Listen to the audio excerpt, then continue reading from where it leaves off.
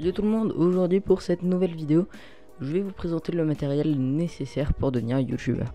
Déjà pour commencer, il vous faudra un PC avec minimum un i3. Donc si vous faites du gaming, pas besoin d'avoir une carte graphique qui est vraiment énorme, mais au moins un i3 pour faire des montages, ça serait largement suffisant. Je vous mettrai quelques exemples en commentaire, en description pardon. Il y en a autour des 300-400 euros. Ensuite évidemment il vous faudra une caméra. Donc au niveau des caméras, si vous n'avez pas beaucoup de budget, vous pouvez juste prendre votre téléphone et prendre un trépied, par exemple comme celui que j'ai, un Joby GorillaPod. Mais genre moi je l'ai en petit, donc il a coûté une quinzaine d'euros, et mettre un petit support pour les téléphones juste au-dessus. Soit alors vous prenez un appareil photo, si vous n'avez pas beaucoup de budget, un petit compact à 200-300 euros.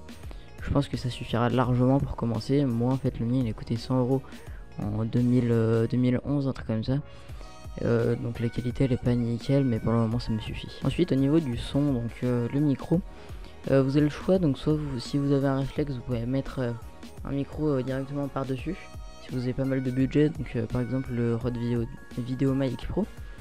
Si vous avez un peu moins de budget, vous pouvez prendre par exemple ce que j'ai, donc un micro avec une petite perche et tout ça, au moins vous pouvez le mettre devant vous. Soit si vous voulez que ça soit discret, vous prenez un micro cravate, donc il y en a autour des 15 euros qui sont pas mal. Vous l'accrochez à votre col et au moins ça vous fait vraiment un son nickel et vous êtes super proche. Vous avez juste à le brancher à votre téléphone. Après il faudra faire une synchro, mais avec ce micro c'est pareil, il faut que je fasse une synchro. Après aussi ce qui est, disons, bonus, tu peux prendre des éclairages. Donc les éclairages en fait ça sert à que la qualité soit largement meilleure. Donc moi j'en ai pas pour le moment, mais je pense bientôt investir dedans. Donc quand je dis des éclairages, c'est par exemple des softbox. Donc vous pouvez en avoir 2 pour 60 euros, des trucs comme ça. Si vous les prenez individuellement, ça vous coûtera 30 euros. En fait, vaut mieux en avoir 2, au moins vous en mettez une à gauche et une à droite. Et ça vous éclaire toutes les parties du visage. Ou alors vous pouvez partir sur le rond de New Year, là, le rond, c'est un rond en fait composé de LED, donc ça coûte 73 euros il me semble. J'avais hésité à prendre ça, mais ça fait un peu cher. Et vous pouvez mettre la caméra au centre, au moins vous avez l'éclairage sur vous avec la caméra sur vous en face, et ça vous fait des petits ronds dans les yeux. Donc je trouve ça joli, mais c'est plutôt cher quand même. Dans ce cas vous prenez 2 softbox, voilà quoi. Après aussi ce qui est quand même plutôt nécessaire, c'est un trépied, aussi bien pour un téléphone, pour un compact qu'un réflexe. Il faut un trépied, c'est super important parce que vous n'allez pas poser votre appareil photo sur un meuble toute votre vie.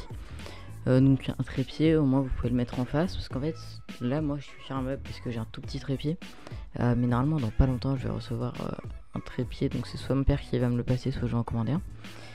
Et du coup je pourrais le mettre en plein milieu de la pièce. Si j'achète des softbox, je pourrais les mettre les deux autour et au moins j'aurai une image vraiment super nette.